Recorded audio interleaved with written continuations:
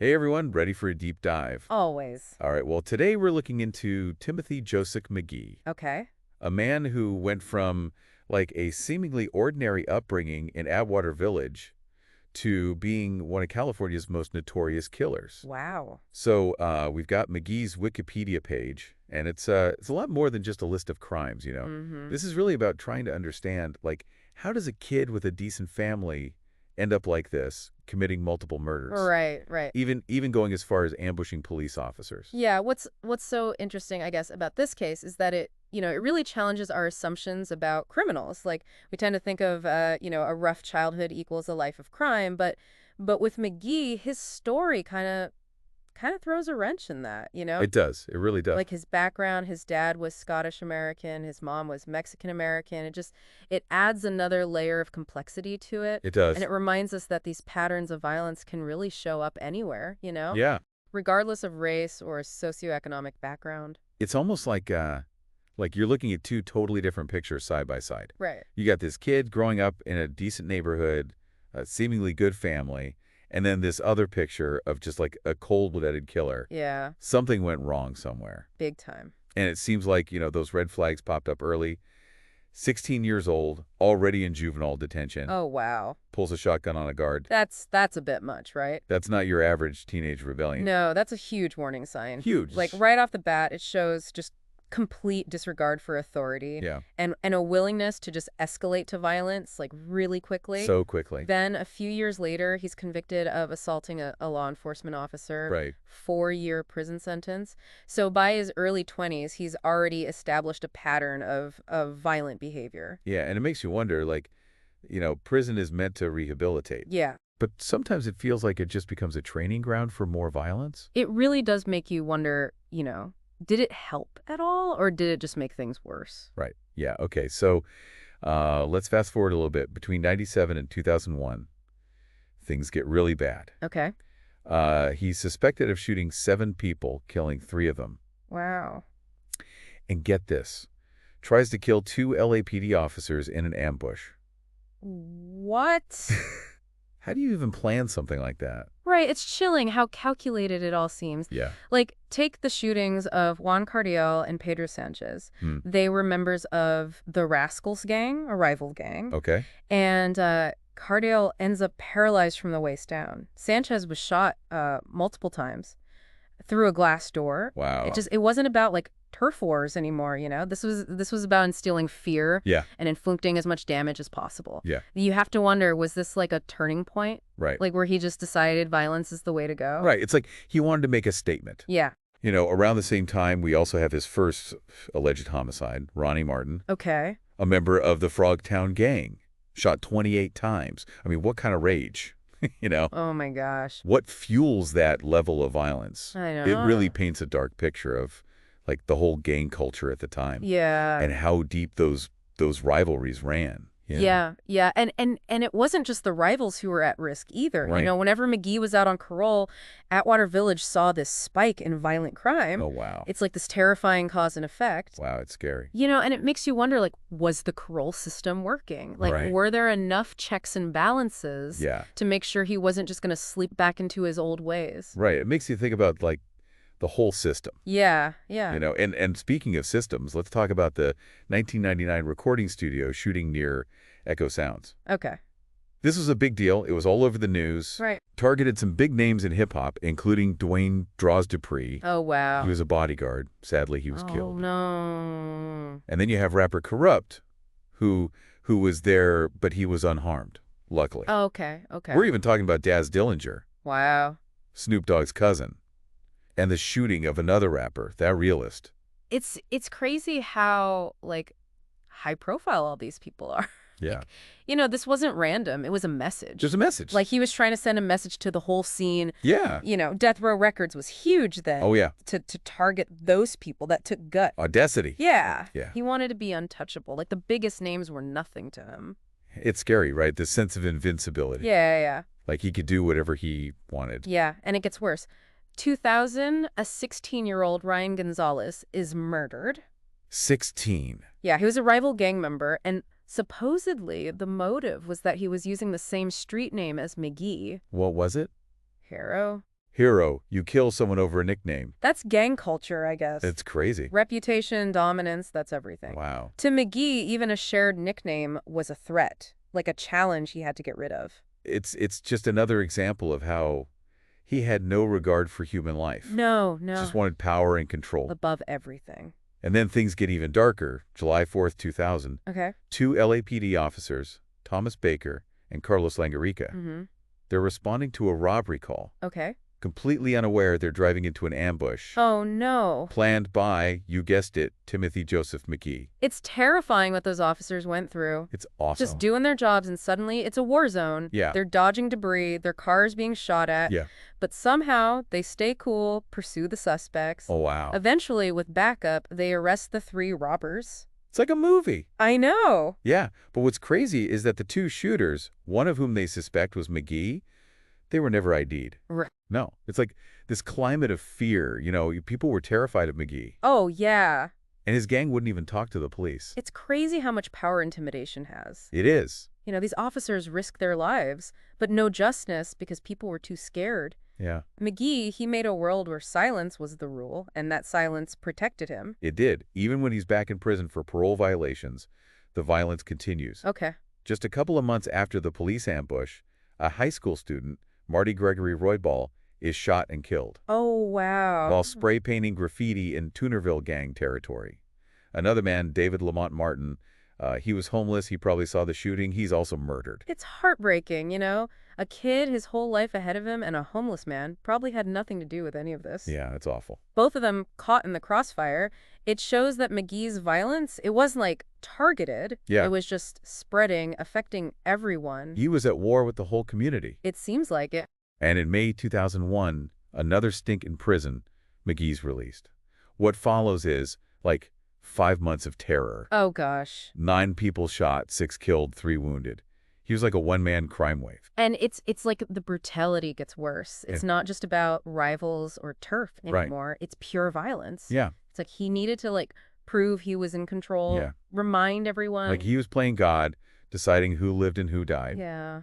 Starts with the murder of Manuel Apodaca Jr. He was driving through Los Feliz with his pregnant girlfriend, Nina Guerrero. Oh, my. Apodaca is killed, and Guerrero suffers severe brain damage. But miraculously, their unborn baby survives. It's just awful. No regard for human life. To just open fire on a car with a pregnant woman inside. Yeah, it's hard to fathom. Like he had no empathy left. No. Then in July 2001, Carlos Velasco is murdered. He was working at a furniture warehouse. Okay.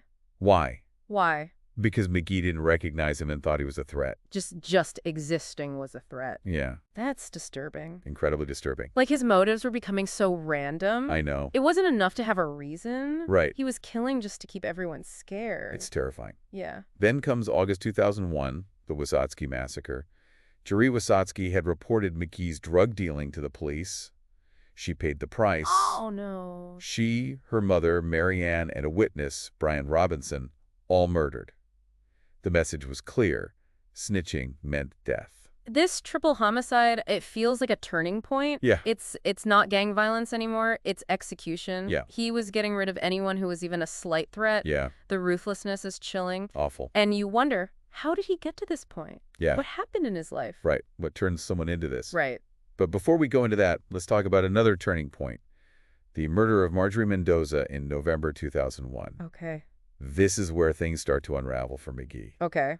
Mendoza was a friend of his girlfriend's, and she was in a car with her boyfriend and another friend when McGhee and an accomplice opened fire. Oh, my gosh. Mendoza's killed, her boyfriend is wounded, and the other friend somehow escapes unharmed. Wow.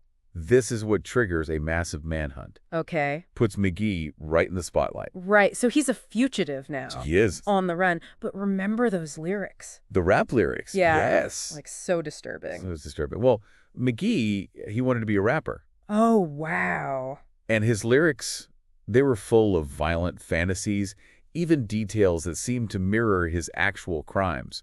He even compared himself to Freddy Krueger. It makes you think, was his music like a way of expressing himself? That's a good question. Or was it just to glorify what he was doing, scare his rivals? It's interesting. And get this, He actually wrote in his notebook that all his lyrics were fiction. Yeah, right, like anyone believes that. I mean, come on. But those lyrics would come back to haunt him later. Oh, yeah. Meanwhile, the manhunt intensifies. He ends up on the U.S. Marshal's 15 Most Wanted Fugitives list, featured on America's Most Wanted. Wow. Public enemy number one. It's amazing he stayed hidden for so long. I know, what? Constantly moving, using his connections. Right. He was good at blending in. But even the best criminals slip up. Early 2003, a witness recognizes him from a photo in a local Arizona newspaper. Oh, wow. Police close in on his hideout in Bullhead City. Over 25 officers to arrest him, and surprisingly, he surrenders without a fight. Okay. But guess what he was wearing? What? A t-shirt that said, "Run, jump, throw a donut." He was mocking them? Totally mocking them. Even facing capture, he's still defiant. I know, it's incredible. Like he thrives on chaos. Yeah. Pushing the limits. It's hard to believe it's the same guy who grew up in this seemingly normal family. I know, right? You'd think being caught would be the end of it, right? Yeah. But no. There's more. Oh, yeah. Oh, boy. There's a twist coming. Okay. It shows how deep McGhee's thirst for power and control really ran. All right. So he's in prison now, awaiting trial for multiple murders. But even behind bars, he finds a way to cause chaos. He does. Oh, yeah. Oh, wow. And that brings us to the 2005 prison riot. A prison riot. That's where we'll pick up next time. Oh, man. I can't wait. All right, so we're back. And last time, we were talked about Timothy Joseph McGhee behind bars, awaiting trial for all these violent crimes. Right, right. But he still manages to cause trouble, even in prison. I know, like, he's in a maximum security prison, facing serious charges. You'd think he might, reflect on his actions, maybe show some remorse, right? You'd think so, but that's not McGee's style, is it? Instead, he orchestrates a prison riot, a full-blown riot. Okay, so when you say riot, help me understand, how bad was it? Well, picture this. It's 2005. Deputies are trying to get McGhee out of his cell block, for a routine transfer. Okay. Suddenly, he starts yelling, getting the other inmates riled up. And it just explodes. Inmates attacking deputies, smashing sinks, setting fires, the whole 9 yards. It's unbelievable. It took hours to get things back under control, and when they finally get McGhee subdued, he says, "Next time I'll have to stab him," talking about one of the officers. No remorse, just pure defiance. Exactly, chillin'. So even facing murder charges, he's instigating violence? What happened? Did he face any legal consequences for this? Oh yeah, this wasn't just a slap on the wrist. He was tried separately for the riot, found guilty of, conspiracy to commit assault, vandalism, resisting officers' assault, all that. He got hit with a 75 years to life sentence. Wow, 75 years to life on top of what he was already facing. Right, no kidding. It's hard to grasp, It is. What's going through his mind? Does he even care about the consequences? That's a good question.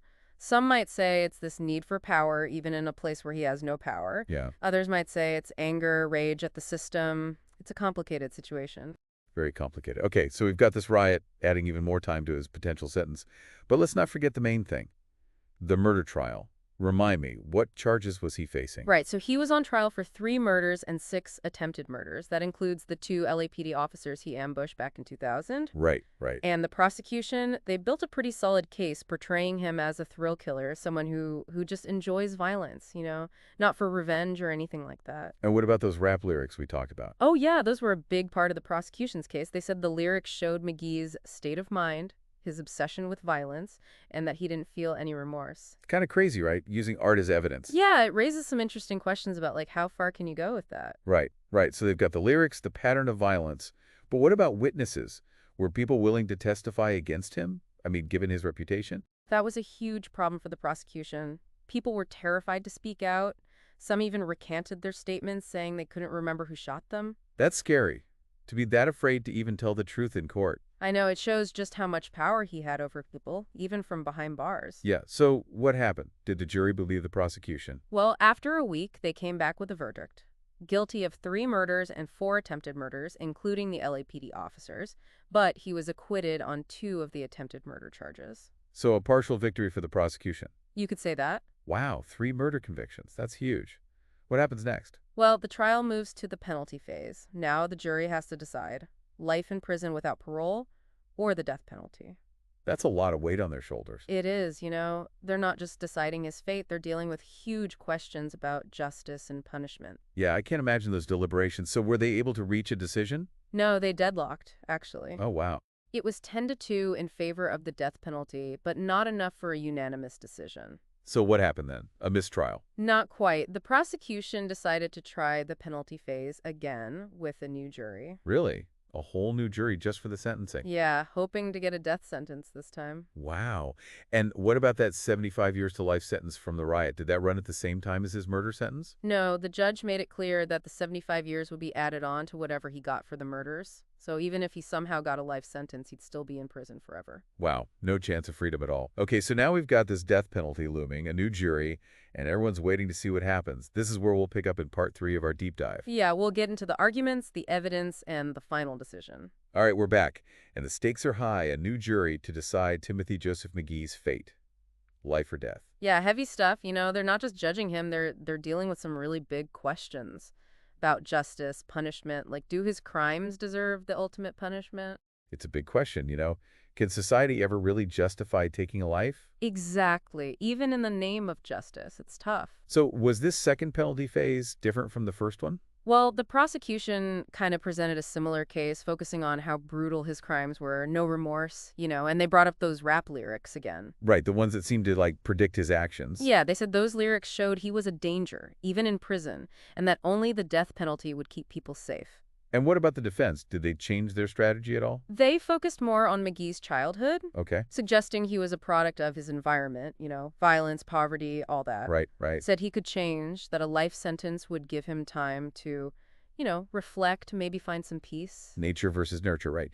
So did they convince the jury this time? This time, the jury didn't hesitate. After a few days, they came back with a unanimous decision: death. August 2008, McGhee was sentenced to death row. Wow. A death sentence, it's hard to process. This kid from a normal neighborhood now condemned to die. It's a lot. It's a tragic ending, for sure.